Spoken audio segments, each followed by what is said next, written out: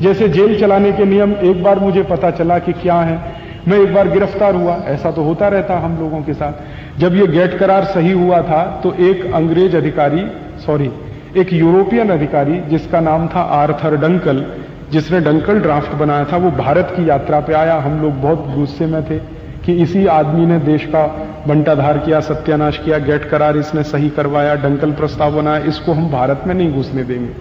तो हमने दिल्ली एयरपोर्ट पे उसकी पिटाई की थी। मैं थोड़ा अहिंसावादी हूं, लेकिन उस दिन मैंने अहिंसा छोड़ दी थी। आर्थर डंकल को हमने जूतों से पीटा था और एयरपोर्ट के लाउंज में पीटा था, पुलिस के सामने पीटा था, और उसको हमने भागने के लिए मजबूर कर दिया था। वो भागा था लाउंज से और रनवे पे दौड़ गया था। मैंने कहा था कि दूसरी फ्लाइट लेके फिर वापस स्विट्जरलैंड चले जाओ, यहां घुसने का नहीं दिल्ली में। तो पुलिस ने गिरफ्तार किया क्योंकि वो भारत सरकार का मेहमान था। हमने कानून का उल्लंघन किया कि भारत सरकार के मेहमान की पिटाई कर दी, तो जेल तो होनी थी, तो हम जेल गए। जब मैं जेल में पहुंचा तो उस समय सौभाग्य या दुर्भाग्य जो भी कहो, किरण बेदी तिहाड़ जेल में थी। वो सुपरिंटेंडेंट थी वहां की, किरण बेदी। तो जब हम गए तो वो सब नाम नोट शुरू हुआ, जैसे मैनुअल्स में लिखा हुआ ना कि नाम कैदी का, बाप का, उम्र वगैरह सब। फिर ये कहा उन्होंने कि आप अपने कपड़े उतारो। एक पुलिस ऑफिसर आया, उसने कहा कपड़े उतारो। मैंने कहा क्यों भाई?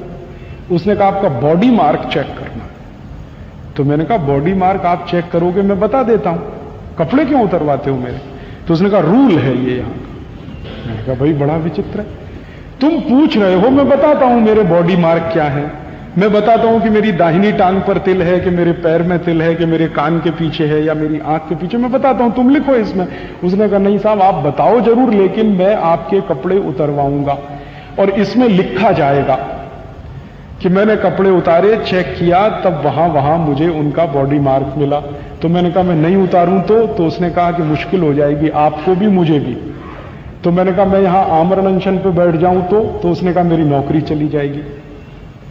मैंने कहा ये मेरा जो भारत देश में आजादी के बाद संविधान लागू होने के अंतर से मुझे जो मौलिक अधिकार मिला है वो आप अनहन कर रहे हैं उसका। तो उसने कहा भाई मौलिक अधिकार आप अपने बाजू में रखो, मुझे बॉडी मार्क चेक करना। तो फिर मेरी जब मुलाकात हुई किरण बेदी से तो मैंने उनको पूछा ये बॉडी मार्क क्यों चेक करते हैं? तो उन्होंने कहा वो 1860 में कानून बना था, अंग्रेजों ने तय किया था, तो तब से चला आ रहा बॉडी मार्क चेक। तो मैंने कहा मुझे वो मैनुअल पढ़ना है। तो उन्होंने कहा और क्या करोगे आप यहां आके, यही तो खुरापात करोगे, शांति से तो रहने नहीं दोगे। मैंने कहा आपने गलत आदमी को गिरफ्तार किया, अब आप मेरे जैसे आदमी को यहां रखेंगे तो कुछ तो सहन करना ही पड़ेगा आपको, नहीं तो मुझे रिहा कर दो आप। तो उन्होंने कहा वो तो जल्दी हो नहीं पाएगा। तो मैंने कहा मैनुअल्स मुझे देखने हैं कि ये 1860 में अंग्रेजों ने तय किया, तो क्यों तय किया? तो उसने बड़ी मेहनत की बेचारी ने, फिर वो लेके आई मैनुअल्स अगले दिन सवेरे।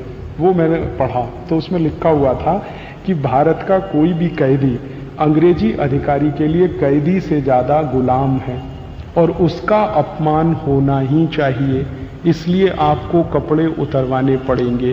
बॉडी मार्क चेक करना कम महत्व की बात थी, आपका अपमान करना है वो महत्व की बात है। तो अंग्रेज अपमान करते थे हमारा क्योंकि हम उनके गुलाम हैं, तो गुलामों का अपमान कदम कदम होना ही चाहिए ये अंग्रेज मानते थे, नहीं तो गुलाम भड़क जाएगा। अंग्रेजों की थ्योरी थी कि जिनको आप गुलाम बनाते हैं हर कदम उनका अपमान करना आपका धर्म है, नहीं तो वो गुलाम आपके खिलाफ बगावत कर देगा। तो हर कदम उन्हें हमारा अपमान करना था, इसलिए उन्होंने बॉडी मार्क चेक करने का कानून बनाया। और हमारी ये मूर्ख सरकारें 54 साल में उस कानून को बदल नहीं पाई आज तक, वो आज भी है कानून। खुदा न खास्ता गलती से आप किसी दिन गिरफ्तार हो जाएं और आपको जेल जाना पड़े तो आपका भी बॉडी मार्क चेक होगा, भले ही आपको कितना ही अपमानजनक लगे। और यहां कोई मानवाधिकार संगठन ये सवाल नहीं उठाता कि बॉडी मार्क क्यों चेक किया जाता है। जब कोई आदमी सामने से बताने को तैयार है कि मेरे ये बॉडी मार्क हैं, फिर आप उसको चेकिंग क्या कर रहे हैं? तो वो चेकिंग से ज्यादा आपके कपड़े उतरवा कर आपको नंगा करना, ये आपके लिए अपमान है और उनके लिए स्वाभिमान है। वो सिस्टम उन्होंने चलाया, वही हम चला रहे हैं पूरे देश में। नहीं बदला कुछ भी, जेल मैनुअल्स के एक भी कानून नहीं बदले गए इस देश में।